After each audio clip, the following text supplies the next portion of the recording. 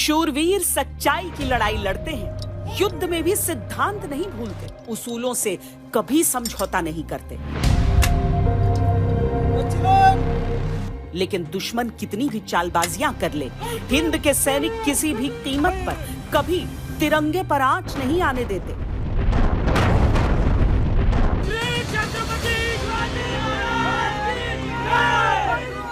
चुनौती नई थी, खतरा नया था, लेकिन बेधड़क बहादुरी के लिए कोई संघर्ष कठिन नहीं, कोई मोर्चा नामुमकिन नहीं।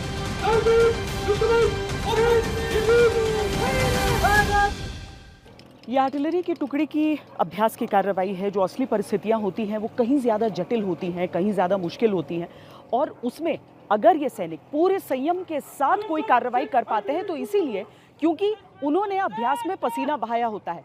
वैसे भी आर्टिलरी को गॉड ऑफ वॉर कहा जाता है, युद्ध का देवता, यानी युद्ध में इनकी भूमिका जीत और हार के लिए निर्णायक होती है।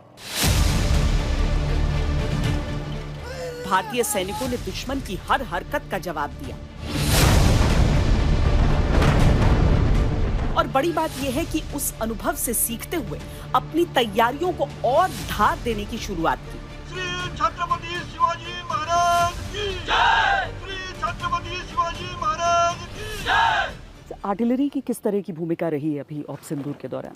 ऑप सिंदूर के अंतर्गत आर्टिलरी ने एक बहुत ही अहम भूमिका निभाई। जैसा कि हम सभी जानते हैं कि जो टेररिस्ट लॉन्च पैड्स और एसोसिएटेड इंफ्रास्ट्रक्चर्स थे, उनको प्रिसीशन एंगेजमेंट द्वारा हमने टारगेट किया, जिससे दुश्मन के एक भारी मात्रा में जान और माल की हानि और उनको नुकसान उठाना पड़ा। तो उसके अलावा बाद में जब ऑपरेशन लगातार चलता रहा, उस दौरान दुश्मन ने भी रिटालिएट किया, तो उनका फायर एक्यूरेट और इफेक्टिव नहीं था, जिस कारण उनके rounds, artillery shells civil infrastructure में आने लगे, जिससे कि बेगुनाहों को और सिविलियंस को काफ़ी नुकसान पहुंचने लगा। उसका जवाब देते हुए हमने गन पोजीशन से एक्यूरेट और इफेक्टिव फायर दुश्मन के गन एरियाज़, मोटर पोजीशंस और फायरिंग पोजीशंस पर हमने फायर किया, जिसकी वजह से उनको भारी मात्रा में नुकसान हुआ और उनकी ये एक्टिविटीज़, जो एंगेजमेंट की एक्टिविटीज़ थी, उस पर रोक आई। युद्ध हो या संघर्ष विराम उल्लंघन, भारतीय आर्टिलरी की भूमिका सरहद पर बड़ी होती है। दूरी और जरूरत के हिसाब से उपकरण तैनात किए जाते हैं। यहाँ भी फोकस तेजी से डिप्लॉयमेंट पर है और मारक क्षमता पर। भारत ने पिछले कुछ सालों में अपने हथियारों को और मजबूत किया है, लेकिन सबसे बढ़कर होता है हमारे सैनिकों का मजबूत हौसला, जो किसी कठिनाई से नहीं दिखता। जब अभी हाल में ऑपरेशन सिंदूर के दौरान पाकिस्तान की तरफ से इतना शेलिंग शुरू हुई, बहुत आप लोगों के लिए चुनौती जैसी स्थिति थी। कैसे सभी अपने ट्रूप्स का, अपने जवानों का, अपने साथियों का आप मनोबल बढ़ाए रखते हैं? मैम, जैसे मराठा यूनिट में मनोबल बढ़ाने के लिए श्री छत्रपति शिवाजी महाराज की जय, यह हमारा युद्ध घोष ही काफ़ी है। लेकिन इसके बावजूद मैंने अपने जवानों को अपने टास्क के बारे में जानकारी दी और अपनी ट्रेनिंग की याद दिलाई कि ट्रेनिंग में कैसे हम इसी दिन के लिए हम पूरा एफर्ट लगाते हैं और पूरी शिद्दत से ट्रेनिंग करते हैं। और साथ में हमारे लीडरशिप और हमारे इक्विपमेंट पे भरोसा, उस बात को जताया मैंने। इस बात से टीम का मोरल हाई रहता है। और आप लोगों की वजह से ही पूरा जो देश है वो सुरक्षित रह सका। जी मैम। तो देश के लिए भी आप कुछ कहना चाहेंगे? आप लोग सब यहाँ पर रहकर और ख़तरों का सामना करते हैं। बस हम यही कहेंगे कि मैम, ये हमारे लिए एक बहुत ऑपरेशन सिंदूर एक सौभाग्यशाली क्षण रहा हम सभी के लिए कि हम सर्विस में आने के बाद हर सैनिक की एक मनोकामना होती है कि हम दुश्मन को मुंह तोड़ जवाब दे सके, और वो मौका हमें मिला और हमने वो कर दिखाया। बड़ी बात यह है कि भारत केवल ऑपरेशन सिंदूर की सफलता से उत्साहित नहीं है, बल्कि मोर्चे की चुनौतियों को समझकर आगे के संघर्ष के लिए बेहतर तैयारियों में जुटा है। हर शस्त्र पर अभ्यास निरंतर चलता है, शत्रु के विध्वंसक मंसूबों के विनाश का प्रयास लगातार चलता है। चाहे सरहद पर शांति क्यों न रहे, भारत के सैनिकों की चौकस निगरानी जारी रहती है और हर खतरे के लिए तैयार रहना परम कर्तव्य बनता है।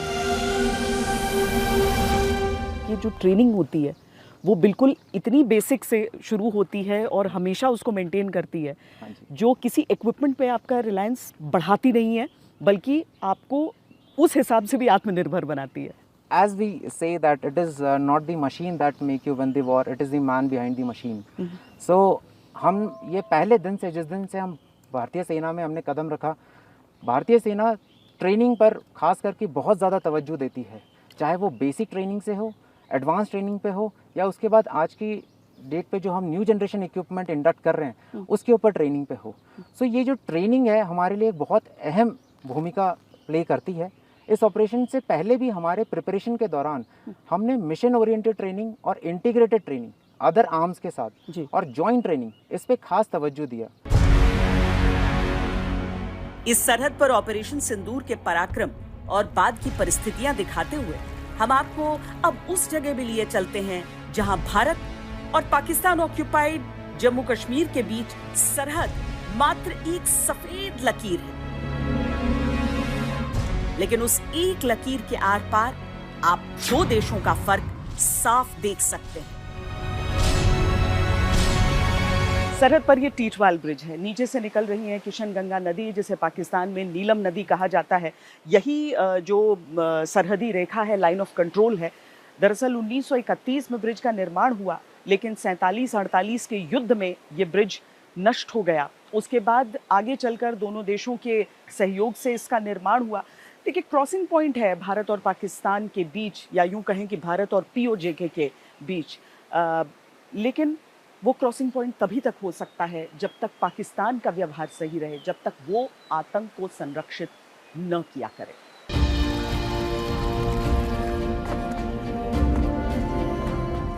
भारत सरकार की नीति के अनुसार इलाके के विकास और परिस्थितियों को सामान्य रखने के लिए इस क्षेत्र में बॉर्डर टूरिज्म को बढ़ावा दिया जा रहा है।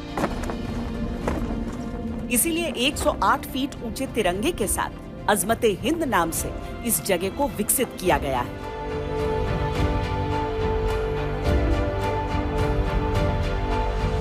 बैटलफील्ड टूरिज्म के तौर पर इसे विकसित किया जा रहा है, कितना फायदा है करना? जब से ये अजमते हिंद जो है यहाँ पे झंडा लहराया गया है, तब से बहुत सारे जो टूरिस्ट हैं वो यहाँ पर आए हुए हैं और उम्मीद करते हैं कि और भी आएंगे।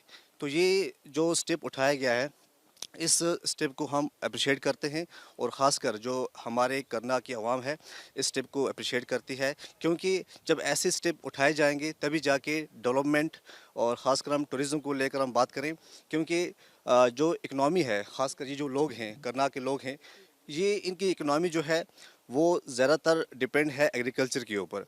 अगर ऐसे स्टेप अगर यहाँ पे टूरिस्ट आते हैं तो हमारी जो इकनॉमी है वो आगे बढ़ेगी।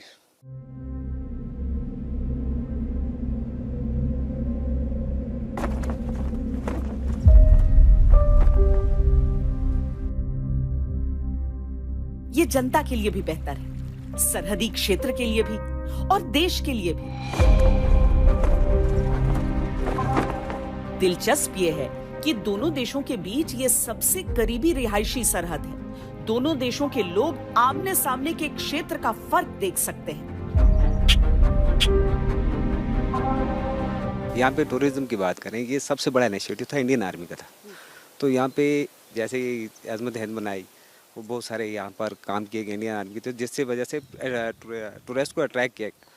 बहुत सारे लोग हमारे ऑल ओवर इंडिया से आते हैं यहाँ पर, और हम चाहते हैं कि और भी लोग आए। तो इससे यहाँ के लोकल की इकनॉमी का फ़ायदा होगा। लोग आमने सामने बॉर्डर देखने को मिलता है। हाँ, देखिए सामने हमारे POK है, पाकिस्तान ऑक्युपाइड कश्मीर है, और उन लोगों को देखने में यहाँ पर कितनी डेवलपमेंट हो रही है, उनसे हम कितने आगे बढ़ रहे हैं, इसका हमें ये फायदा साफ साफ दिख जाता है। साफ साफ दिख जाता है। विभाजन की रेखा दो देशों को अलग नहीं बनाती, अलग बनाती है सोच। अब देखिए, ये POJK का हिस्सा है, जहां पर अगर आप पाकिस्तान की तरफ देखें तो ऊपर आपको लिखा हुआ नजर आएगा ग्रेटनेस फॉर अल्लाह। अच्छी बात है, अपने धर्म में आस्था अच्छी चीज़ है, लेकिन अपने देश का उद्घोष करते हुए एक धार्मिक नारा आपको दिख रहा है। अब दूसरी तरफ कश्मीर की इन खूबसूरत पहाड़ियों की तरफ आप नज़र डालिए, भारत की ओर नज़र डालिए। कश्मीर भारत का ताज है, ये लिखा है, और एक ऐसी जगह पर वो लिखा हुआ है जहाँ से हर एक पाकिस्तानी, जिसे पाकिस्तान यहाँ लाना चाहता है टूरिज्म के लिए, वो आकर पढ़ सकता है। और उससे भी बढ़कर जो अखंड कश्मीर का नक्शा है, अखंड जम्मू कश्मीर का नक्शा है, जो दिन रात पाकिस्तान देखे और समझे कि जहाँ पर वो बैठा है और ऐसे नारे लगा रहा है, वो अवैध कब्जा है दरअसल। भारत का ये संदेश और भारतीय सेना के शौर्य का संदेश सरहद की इस लकीर से पाकिस्तान साफ साफ समझ सकता है, अपने हद में रहे तो सही, हद से पार जाएगा तो उस हश्र को समझ सकता है। रात ढलने को थी और हम भारतीय सेना की उस कार्रवाई को भी परखने और आपको दिखाने चलते हैं जो आज के दौर की बड़ी आवश्यकता है, आतंक पर अंकुश के लिए एम्बुश की कार्रवाई।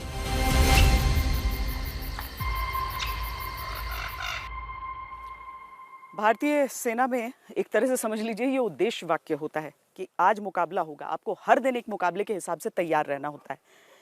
लेकिन देखिए अब सूरज ढल रहा है और प्राचीन समय की जब हम बात करें तो युद्ध सूर्योदय से लेकर सूर्यास्त तक होता था, लेकिन आज की तारीख में बात करिए तो सूर्यास्त से लेकर सूर्योदय तक युद्ध की अवधि हो गई है। हम हमेशा तैयार रहते हैं, भारतीय सेना की ट्रेनिंग उस हिसाब की रहती है, हमेशा ऑप सिंदूर के दौरान भी ये देखा गया। बहरहाल जहां तक रात की कार्रवाई और रात की एम्बुश की बात है तो आतंक के अंत के लिए ये एक आवश्यक कार्रवाई है।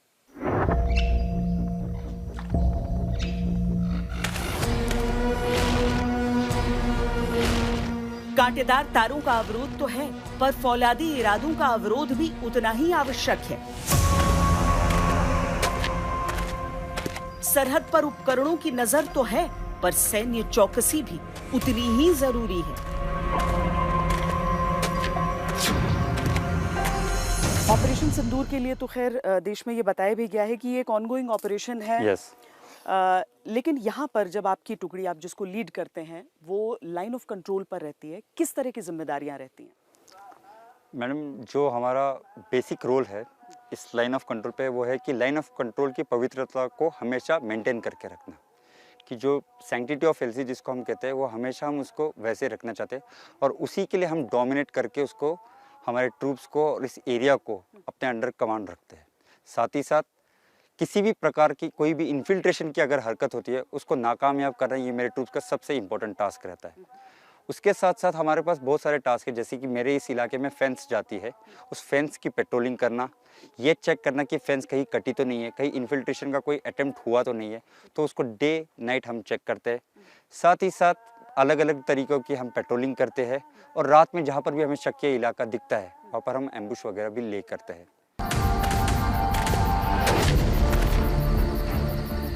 कांटेदार तारों के बीच कई तरह की ऐसी प्राकृतिक चीजें होती हैं जिसका फायदा उठाकर आतंकी घुसपैठ की फिराक में रहते हैं।